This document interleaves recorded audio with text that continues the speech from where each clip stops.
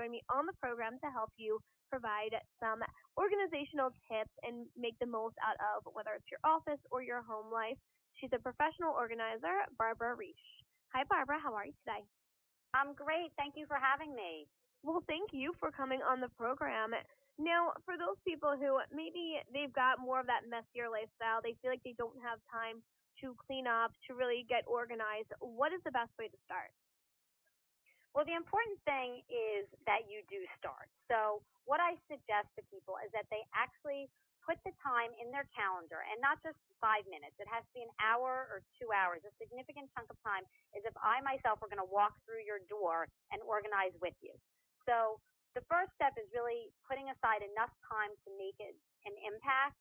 And once you do that, then you can go area by area in your home, purge, design the infrastructure, put the things back in an organized way, label using a label maker like the Brother P Touch, and then you will have 30 to 40% more time in your life because you will not be running around in a chaotic way looking for things, not having what you need, and not knowing where things are. And that really is something that I can imagine it takes a lot of time to really organize, because that way you're not rushing around in the morning, for instance, thinking, okay, where did I put this? Why is this not where it should be? Right, or where is it the place that it should be? So it does take a little bit of time to set it up, but once it's set up, it can be maintained in minutes a day, and the quality of your life that you'll feel, the extra quality of life is so worth it. Now, for those people who maybe they've gotten into the habit of organizing, what are some ways to help them to stay organized? Because that I'm sure is also a struggle. It might be one thing to clean up, to put things in a place, but then there's the idea of staying organized. Well, the most important thing to stay organized is to label. And if you think about it, let's say you spend an hour, 2 hours purging all the toys in the playroom and putting all the puzzles on one shelf and all the games on another shelf. And then you have one bin for the little plastic animals and another bin for the toy trucks, and you've gone to the effort of buying these containers. If you don't label them, you have actually zero shot of that staying organized. You cannot maintain organization without labeling. And that I'm sure is going to be a big help. So what are some ways that you suggest labeling so that you're not putting a label on every single thing? Okay, well, you want to make categories of things, and you want to make those categories as broad as possible. So let's say that you were labeling in your office. Instead of having one file for your car registration papers and one file for your Easy Pass and one file for the garage and one file for a second car if you have it, you could just have one file that says auto, and within that file clip each of those individual categories together.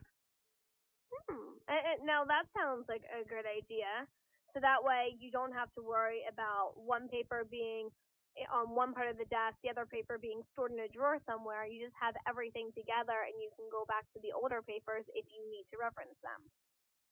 Not only that, but if you make a label for every piece of paper and put every piece of paper in its own file, your filing system is so administratively burdensome, chances are you'll never file because it's too complicated. Oh, I didn't think of that at all. That you also could be making that filing system that much more complicated by not just keeping like things grouped together. Right. So you again you have to label, but not every single thing.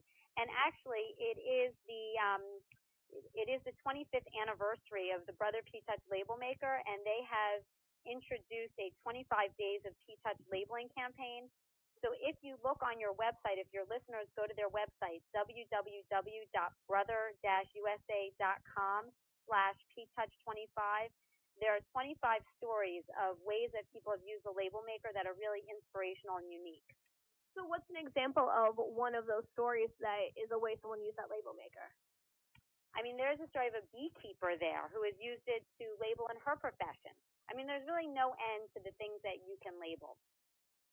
Okay, now that's interesting. You wouldn't think that someone like a beekeeper would have much of a need for a label maker, but that's very cool that they found a way to make use for it. I find sometimes when I work with clients, the kids love the label maker and they'll start labeling their toys and labeling things. And I know, like, for example, I have two 14-year-olds and they have their iPhones and I have my iPhone and my husband has his iPhone. And just to make sure we know whose charger is who, I label each charger. Barbara's charger, Matthew's charger, Rebecca's charger. So no one can claim that their lost charger is somebody else's charger and everybody knows whose is who. And then you don't have to worry about yours disappearing because they lost theirs. Exactly. Or even we have a stapler in the kitchen and a stapler in my home office and another stapler in the kids' playroom. Each stapler is labeled because that way, if I see the kitchen stapler in somebody's room, I know who took it and I know who didn't put it back.